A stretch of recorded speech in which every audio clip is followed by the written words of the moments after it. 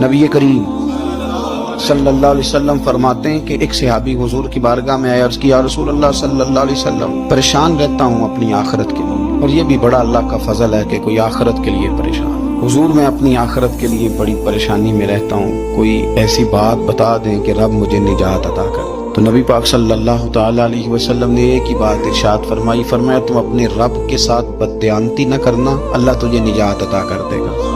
अर्ज की, या रसूल अल्लाह सल्लल्लाहु अलैहि वसल्लम, अल्लाह के साथ बददयानती और खयानत क्या है? लोगों के साथ तो मामला समझ में आता है कि किसी ने कोई रकम रखवाई, कोई ड्यूटी दी, कोई जिम्मा लगाया, पूरा न किया तो बददयानती हो।